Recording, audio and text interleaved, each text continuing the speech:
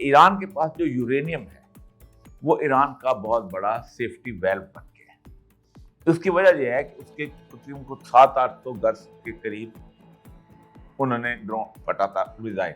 जी जी और बिल्कुल वो लगा कहते था। थे कि ये लकीली हम बच गए, वरना अगर वो बोशेयर वाला जो है उनका जो है न्यूक्लियर प्लांट जो था उसके अंदर यूरेनियम पे लग जाता तो उसके बाद दुनिया अगले 25-30 साल तक दुनिया जो है वो एक विंटर में चली जाती, दुनिया पे स्मोक छा जाती, दुनिया में सिर्फ 25% सूरज की रोशनी पहुंचती और दुनिया में ना सब्जियां उगती, ना फसल उगती, ना खा। तो वो तो कहते हैं कि ये तो हमारे हाथ हथियार आ गए।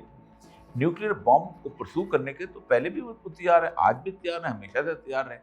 और दूसरी बात यह है कि न्यूक्लियर अगर आपको ये करना है तो हमेशा होता है कि पाकिस्तान के क्या आर्गुमेंट कि अगर हम खत्म से खत्म करवाना है तो इंडिया से भी खत्म करवाओ।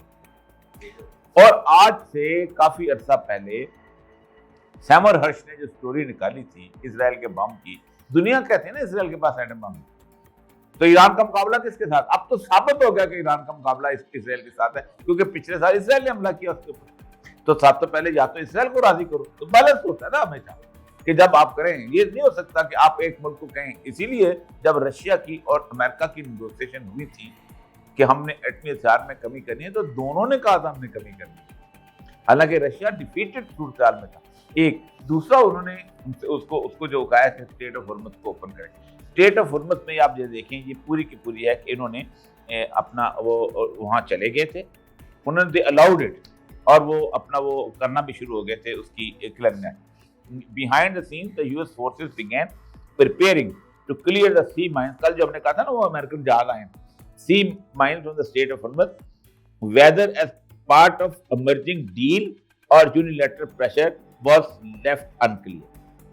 Israeli media reported that Israel had agreed to hold back from striking Beirut. ये दोनों बातें उनकी मानी गई थी उस वक्त, और ये बातें जो थी उस वक्त इस वक्त जेडी वैंस बैठने लगा था उस वक्त थी, तभी आपको पता है ना वो बैठ रहा है, तस्वीर आ रही है, ये वो डिले हो रहा था उसका यहाँ आना। उसकी बुनियादी वजह यही थी कि ये बातें नहीं मानी जा रही थी ये चीज।